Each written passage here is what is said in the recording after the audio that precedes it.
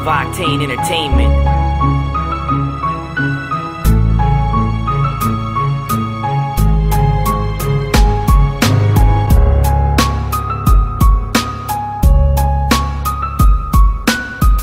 That clip was actually from the game that followed this one that you're watching now, against the same team. These guys were not the run-of-the-mill, regular slack-jawed randoms that everybody seems to be complaining about on every first-person shooter. We all run into them, but these guys were certainly not that. They knew what they were doing. They were going for flags, and the games were competitive.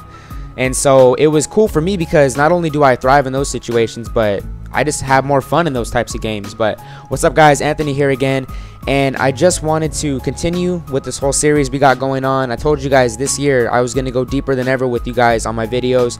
I was going to show you guys who I really am on the deepest core, and I was going to let you guys know how I feel or what I'm thinking about. You know, it's just real talk with me all the time on this channel. That's really what I want it to be.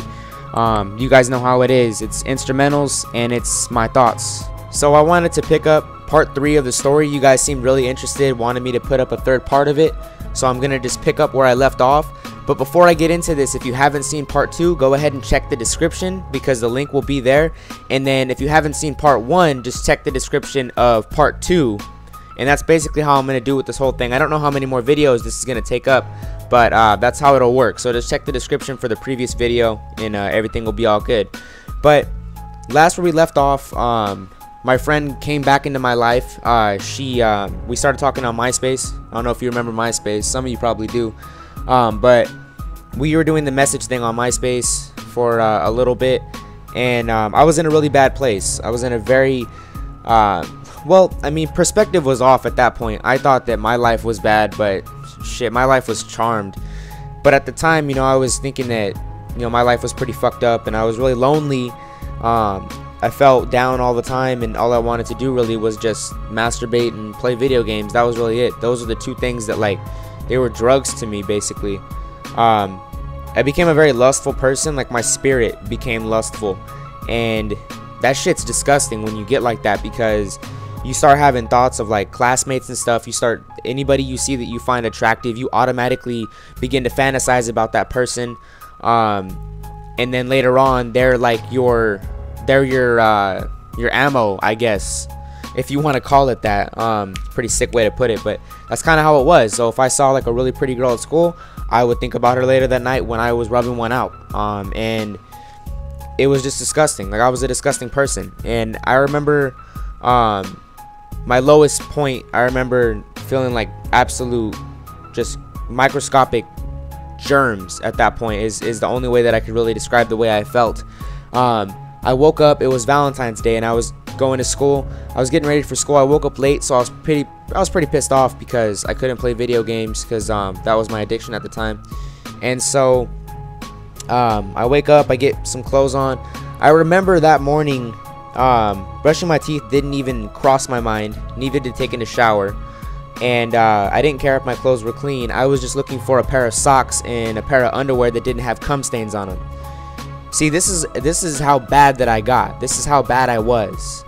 And it was no one's fault but mine. I allowed myself to get down to that lowest level. And the story does have a happy ending, but at this point right now, we're pretty fucked up, to be quite honest.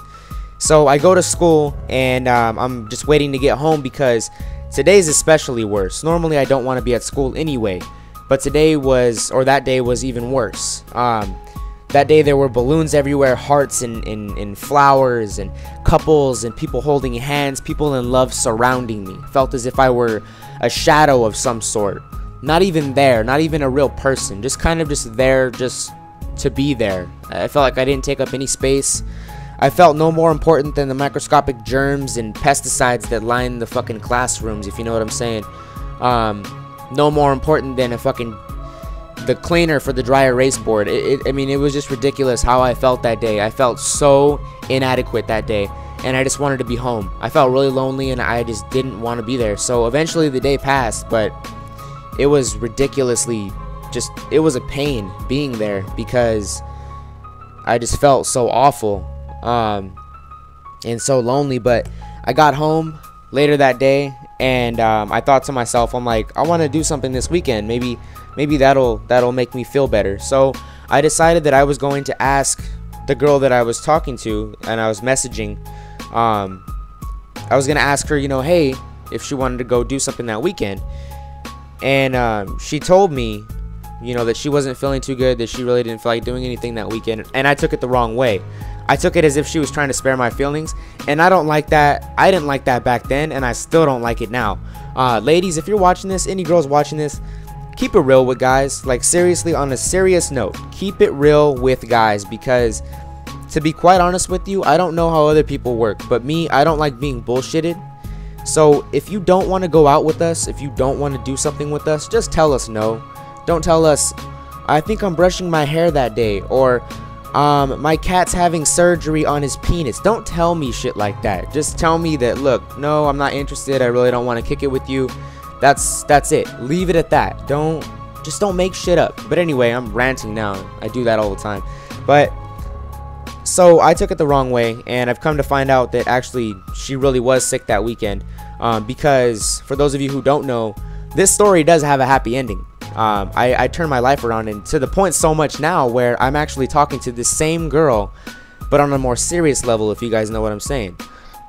Things turn around, things get better, but you gotta reach a low point in order to rebuild yourself.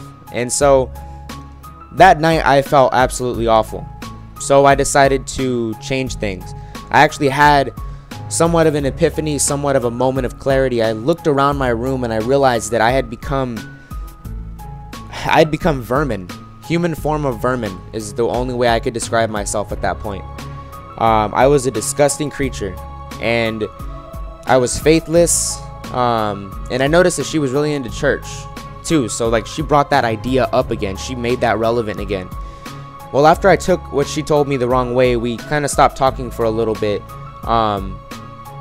You know, it was my fault though, but I started thinking about religion. I started thinking about God again, and I actually doubted his existence during this time of my life. So I basically go, you know, for a couple more days, and then I just realized, I'm like, you know what, dude, fuck this, man, change this shit. So I decided I wanted to change things, and so what I did was I tried to lose some weight or actually lost the weight. I lost about 20 pounds in 1 month, the completely wrong way.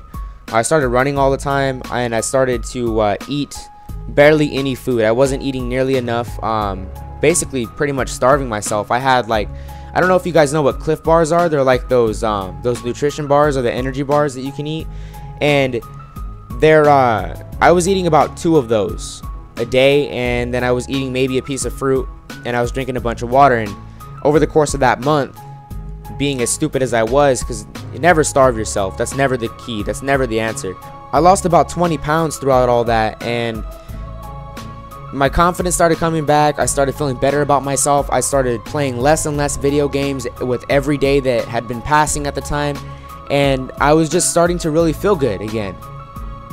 And I thought things were really going to start turning around, maybe even be really happy.